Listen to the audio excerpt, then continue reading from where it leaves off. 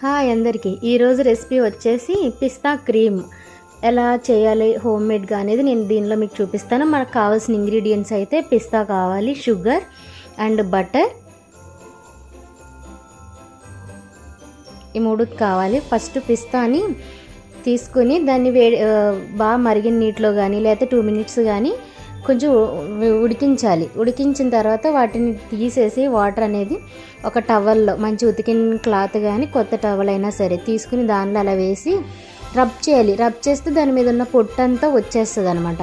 ఆ పొట్టు వచ్చేసిన పొట్టు వచ్చేసారా, పొట్టు అంతా తీసారు. ఎంత గ్రీన్గా కనిపిస్తున్నాయో బాగుంటాయి.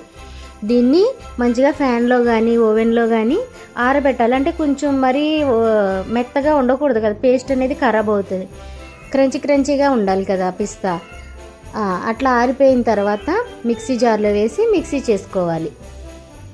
మిక్సీ చేసిన తర్వాత చూడండి ఎలా ఉందో పిస్తా, చూసారా అలా ఉండాలి. దీన్ని పక్కన పెట్టుకుని మనకు కావాల్సింది మిల్క్, బటర్, షుగర్ కదా.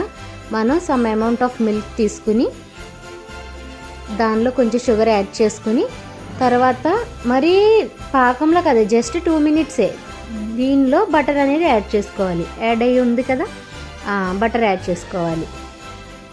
మిల్క్, షుగర్, బటర్ యాడ్ చేసుకోవాలి. ఇప్పుడు దీన్ని తీసుకెళ్ళి మనం క్రంచీగా చేసి పెట్టుకున్నాం కదా పౌడర్ అనేది, పిస్తా పౌడర్, దీనిలో యాడ్ చేయాలి.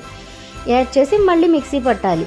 మిక్సీ పట్టి దానికి నేను 1 spoon అనేది మిల్క్ పౌడర్ వేసాను. చూడండి మిల్క్ పౌడర్ అది ఎగ్జాక్ట్గా 1 spoon వేసాను నేను. అంటే నేను తీసుకున్న క్వాంటిటీకి నేను తగ్గట్టుగా వేసుకున్నాను. చూసా, మళ్ళీ మిక్సీ పట్టాలి. చూడండి పిస్తా క్రీమ్ రెడీ అయిపోయింది. ఇప్పుడు ఈ పిస్తా క్రీమ్ని కునాఫా చాక్లెట్కి యూజ్ చేస్తాను అనమాట నేను. ఈ పిస్తా క్రీమ్ తీసుకుని చూసారా డాఫ్ ఎలా, అదేంటనుకుంటున్నారు నేను తీసుకున్నది, క్రంచీగా ఉన్నది. అందరూ సేమియా, వర్మిసెల్లి అంటేనే సేమియా కదా, వేరే హైదరాబాద్ సేమియా ఇవన్నీ వాడుతున్నారు. యాక్చువల్గా కునాఫా చాక్లెట్కి సేమియా యూజ్ చేయరు. ఏం చేయాలంటే కటాఫియా అని దొరుకుతుంది, కటాఫియా యూజ్ చేయాలి. ఆ కటాఫియాని మనం నెయ్యి వేసి వేయించుకుని పక్కన పెట్టి చిన్నగా పీస్లా చేసుకుని పక్కన పెట్టుకున్నాను. నేను ఆల్రెడీ చాక్లెట్ టెంపరింగ్ చేసి పెట్టుకున్నాను ఇక్కడ. ఇప్పుడు దీన్ని మోల్డ్స్లో అయితే నేను పోర్ చేస్తున్నాను. చూడండి, చేసిన తర్వాత దాన్ని కూల్ చేసుకోవాలి. కూల్ చేసుకుని దీని లోపల ఈ కునాఫా కోసం ఏదైతే చేసి పెట్టుకున్నానో పిస్తా దాన్ని ఫిల్ చేయాలి. ఫిల్ చేసి మళ్ళీ చాక్లెట్ అంతా కంప్లీట్ చేయాలి.